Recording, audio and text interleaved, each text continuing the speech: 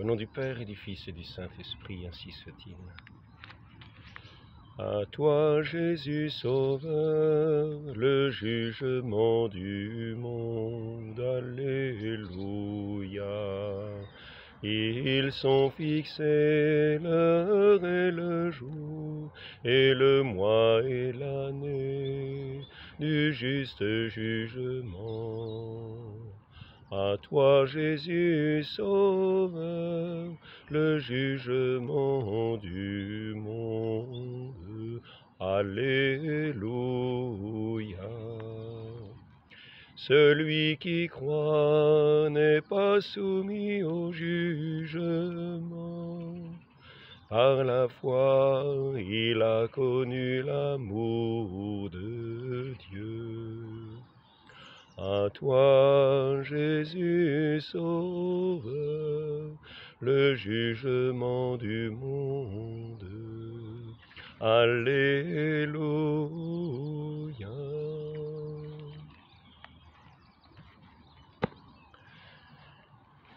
Aujourd'hui, je voudrais aborder ce sujet de notre foi, toujours sur la résurrection de notre Seigneur. Il viendra dans la gloire juger le monde. Et donc je voudrais parler de cette foi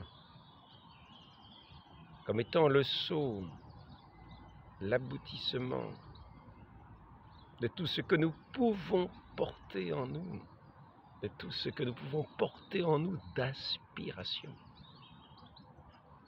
Savoir, cette œuvre que le Christ a réalisée est une œuvre insurpassable,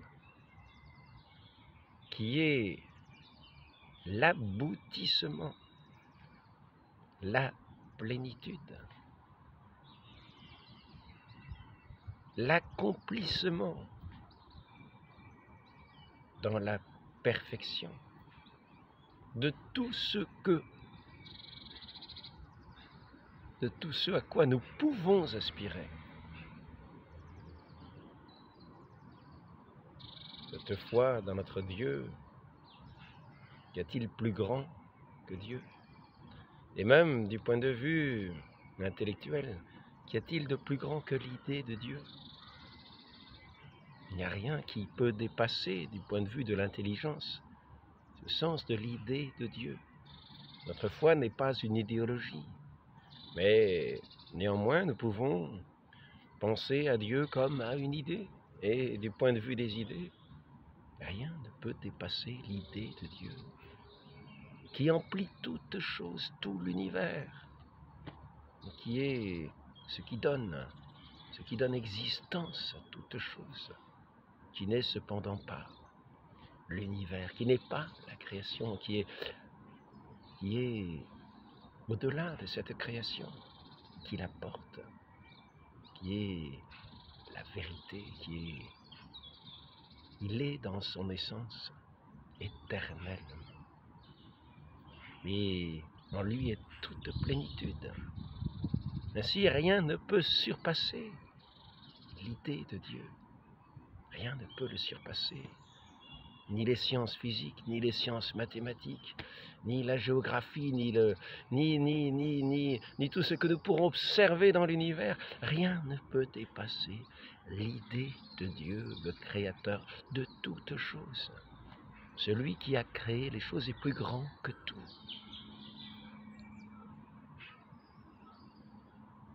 Ainsi, il est l'insurpassable, lui qui n'a pas de créateur. Et tous ceux qui cherchent aujourd'hui d'autres voies, d'autres chemins, d'autres aboutissements, d'autres aspirations, n'arrivent pas à cette plénitude, n'arrivent pas à combler toutes les aspirations que ce cœur humain peut porter, et qui a été mis, et qui ont été mises en lui, par ce Dieu qui nous a créés. Si tous ces nouveaux intellectuels qui pensent à faire ici-bas une vie immortelle dans ce monde qui passe, dans ce monde qui passera. Une vie immortelle, imaginez ici-bas votre vie immortelle. On va vous faire des yeux biologiques, on va vous mettre des puces, vous serez inscrit sur un ordinateur, vous serez, pas qu'il y ait d'erreurs de manipulation dans les ordinateurs. Admettons que l'ordinateur devienne de plus en plus dans la perfection. Et d'un seul coup, vous avez une grosse pierre qui vous tombe sur la tête, une grosse pierre, 1 tonne, 10 tonnes, 100 tonnes. Vous êtes aplati comme une crêpe. Alors ben voilà que votre immortalité ici-bas, elle a été bien courte. Votre puce est sous la pierre. Alors on pourra peut-être vous chercher, on pourra peut-être la chercher, on pourra peut-être chercher une puce. On pourra peut-être chercher la petite puce sous cette grosse pierre de 10 tonnes. On arrivera peut-être à la trouver. Nous sommes là dans des mondes parallèles qui refusent justement d'arriver à cette plénitude qui dépasse ce monde ici-bas, cette plénitude du cœur humain, ce refus obstiné de vouloir ainsi s'enfermer dans une création telle que nous voulons la conserver, telle que nous l'avons dans nos idées enfermées. Et notre Dieu, lui, est justement mort comme le grain qui meurt en terre pour porter beaucoup de fruits. Il est mort à lui-même pour vivre de cette plénitude de Dieu. C'est une différence essentielle. Nous voyons que tous ces hararis, tous ces faiseurs de nouveaux mondes ont des aspirations bien petites, bien basses, bien mesquines terre à terre, bien égoïstes, bien enfermés comme des enfers qui voudraient être immortels.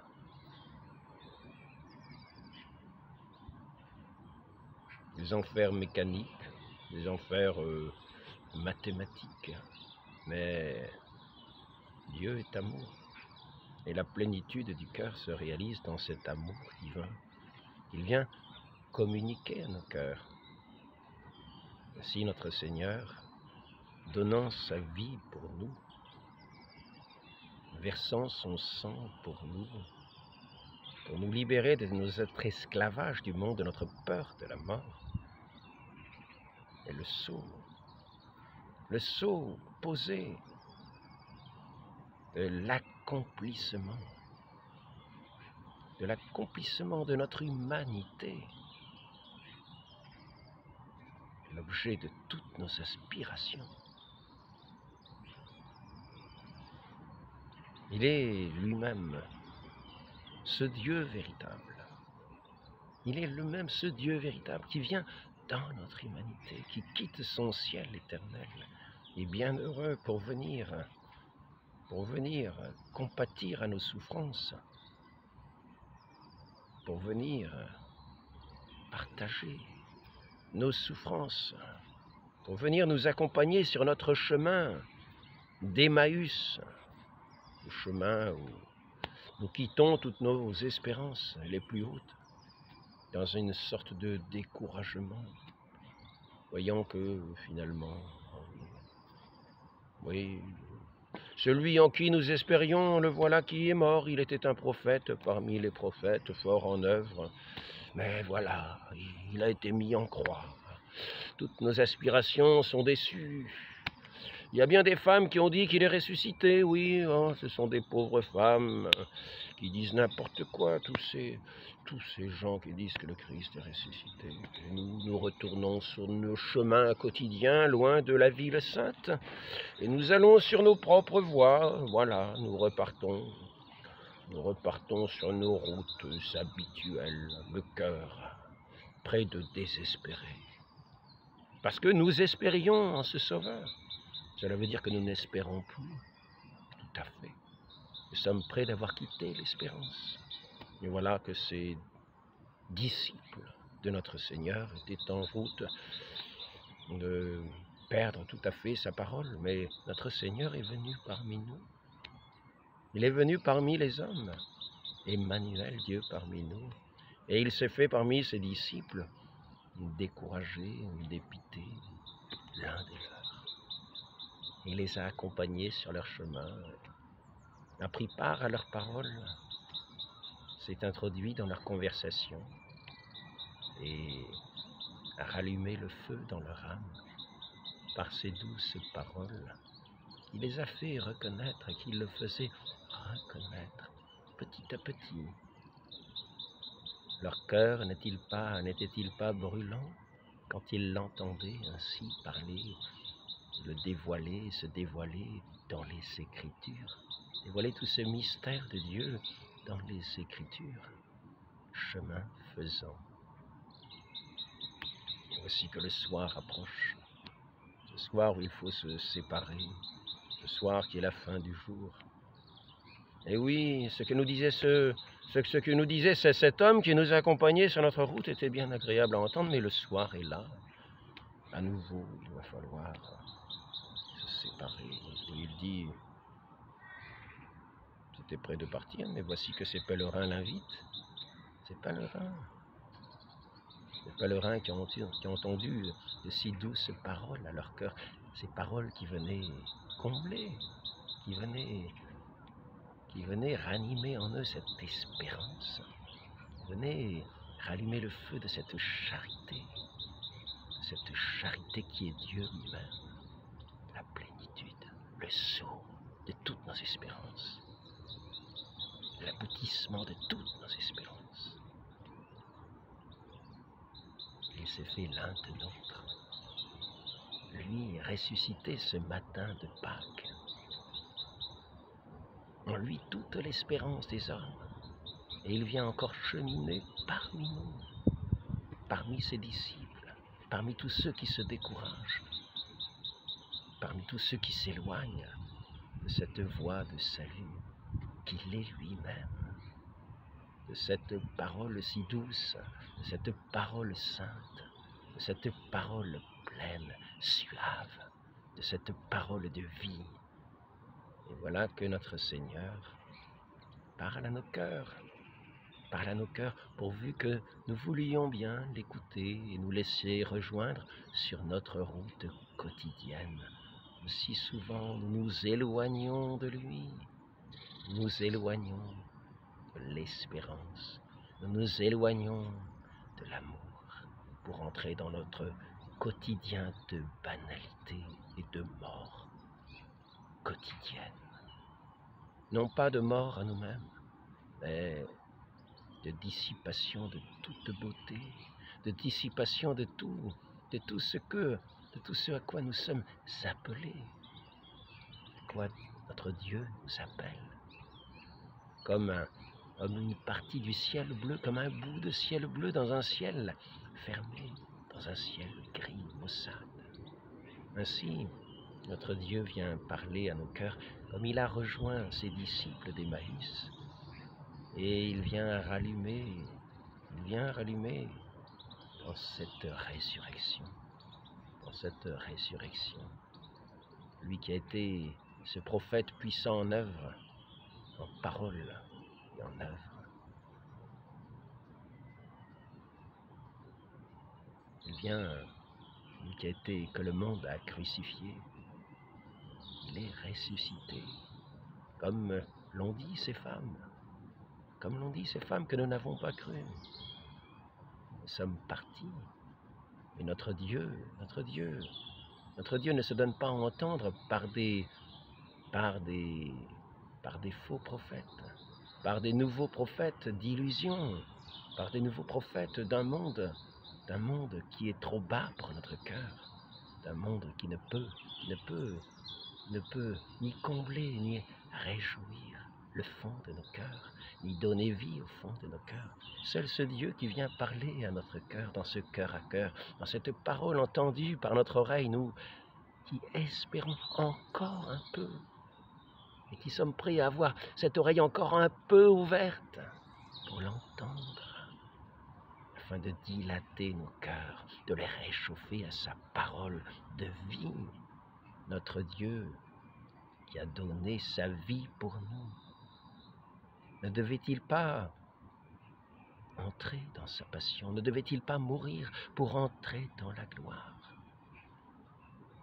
C'est ainsi qu'il a été condamné par le monde, comme Adam et Ève avaient condamné Dieu en cueillant cette pomme, en n'écoutant pas leur Dieu. Mais l'avait d'une certaine manière crucifié déjà dans cet arbre de vie du jardin originel. Et notre Dieu, a donné tout son sang pour nous. Il a versé son sang pour nous. Et il continue son œuvre de rédemption. Vous n'êtes pas fait pour ce monde. Vous êtes fait pour de plus hautes aspirations. C'est moi qui vous ai fait à mon image, pour être à ma ressemblance, c'est-à-dire vivre de l'amour éternel. Entrez dans mon écoute, entrez dans ma parole, et vous aurez la vie. Vous n'entrerez pas dans le jugement de ce monde. Votre cœur sera comblé. Vous entrerez dans cette joie de Pâques, dans cette paix des cœurs, qui est en son Dieu, comme celui qui découvre ce pourquoi il est fait, et qui comprend avec son intelligence qu'il est arrivé à destination, qu'il est arrivé au port, qu'il recherchait de tout son cœur, de tout son être. Heureux ce cœur qui cherche, heureux ce cœur qui espère, heureux ce cœur qui croit, heureux ce cœur qui aime.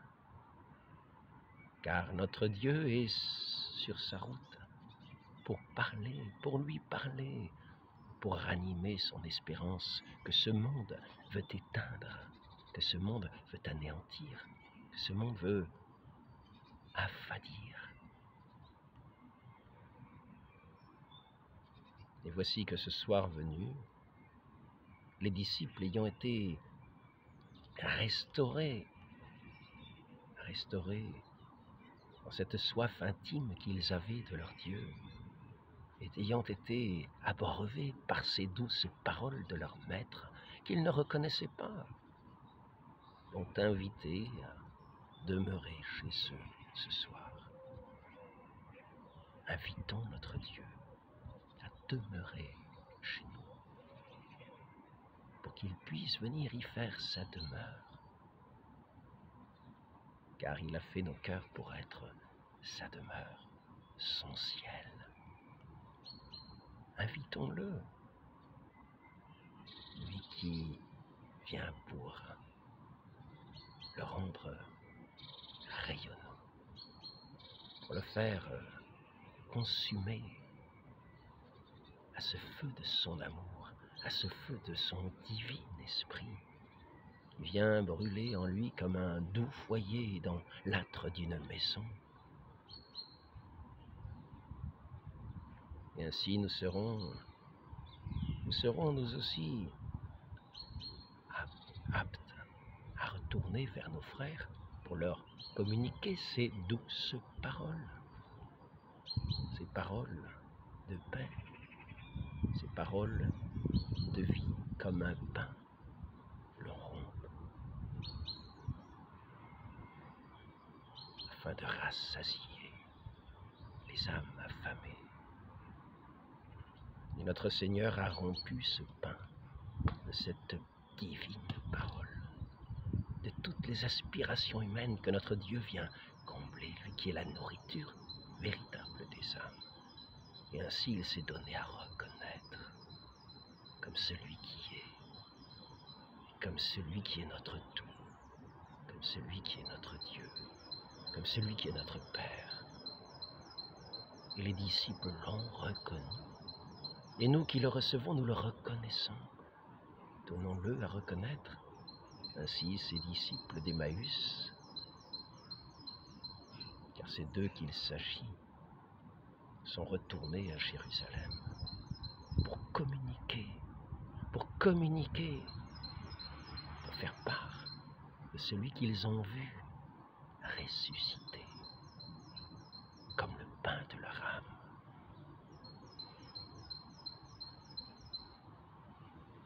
Lui qui leur a rompu le pain de sa parole, qui s'est donné à reconnaître à ses disciples.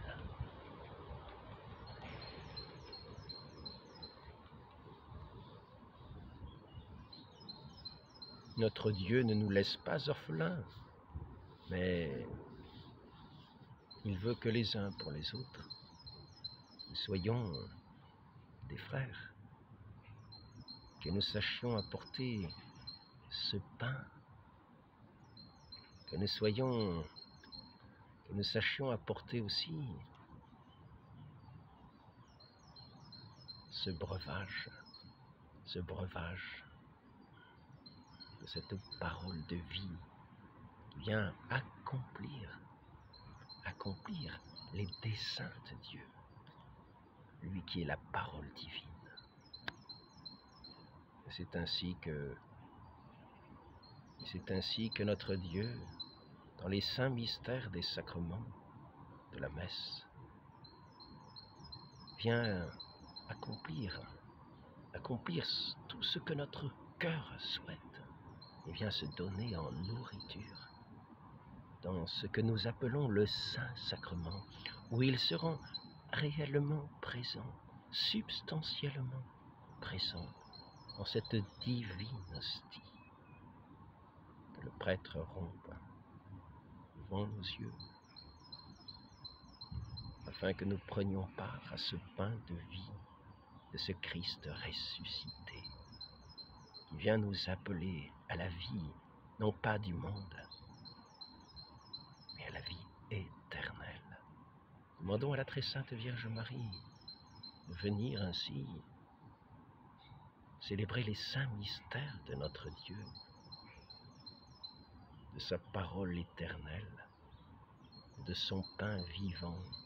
Viens rassasier nos cœurs, nos âmes et tout notre être, ainsi soit-il. Au nom du Père et du Fils et du Saint-Esprit, ainsi soit-il.